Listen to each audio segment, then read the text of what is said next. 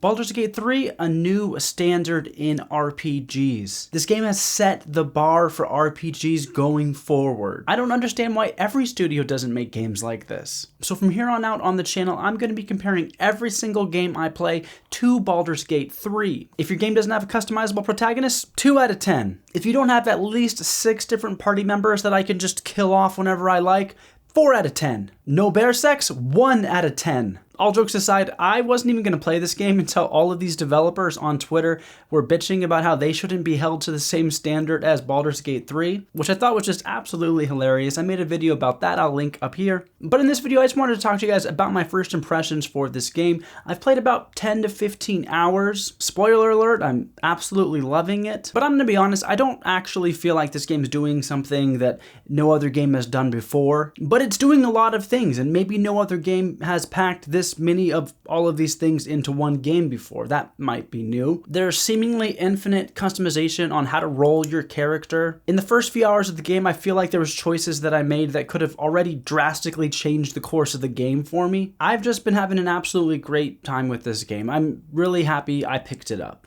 But is it for everybody? Well, let's talk about that. So I'd say so far this game is absolutely amazing. It's definitely lived up to the hype for me. I don't think it's the end-all be-all game. I think some people might be turned off on turn-based combat, on this whole D&D battle system. It is a little bit slow. It's very strategy-based, and I know that will turn a lot of people off. People that just enjoy God of War, Modern Warfare, Spider-Man. I don't think those types of gamers are going to have an amazing time here. But if you've spent over 300 hours in Skyrim, if you've played games like Disco Elysium or other CRPGs like Divinity Original Sin, Pathfinder Kingmaker, then this game is going to just be right up your alley. But from what it looks like on Steam, you probably already know that. It seems like the people that this game appeals to are very aware that this game is out, it's the bee's knees, and they are playing it. One thing that I really enjoy about games that already have an established IP, whether they are a number 2 or 3 in a series, or if they're like Baldur's Gate, they're not just the third game in the series,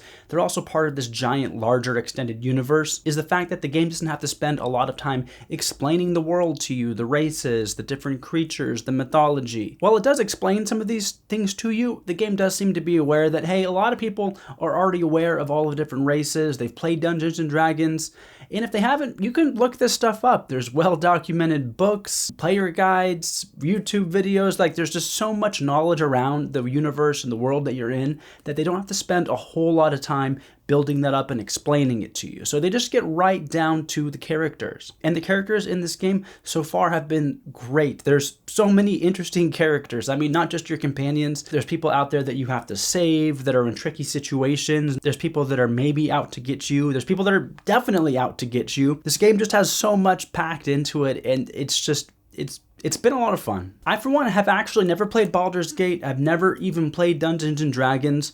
I'm more of a Magic the Gathering kind of guy myself, but I've been really enjoying the game so far. I've always wanted to play Dungeons and Dragons, but in the last 5 years, I haven't lived close to a lot of my friends that I would play it with, so I just haven't been able to coordinate something like that unless I wanted to do it on Zoom or something, right? So while it's definitely not the same as playing with your friends, it's definitely scratching that itch of showing me that, hey, this is what Dungeons and Dragons is. This is the origin. This is where it all came from. Another reason that I think maybe this game isn't maybe for everyone is the fact that it's actually really difficult. I've been playing it on normal mode, but there's definitely a big learning curve there. I have kind of turned the corner on the learning curve, and I am figuring it out. There's definitely a good 4 or 5 hours between level 3 and 4 where I wasn't high enough level to defeat all of the encounters that I was coming across, but I also couldn't find anything else around my level to level up to be able to go back and defeat some of those encounters. But I figured it out. I figured out some tricky way of getting some people to come help me with one of those encounters,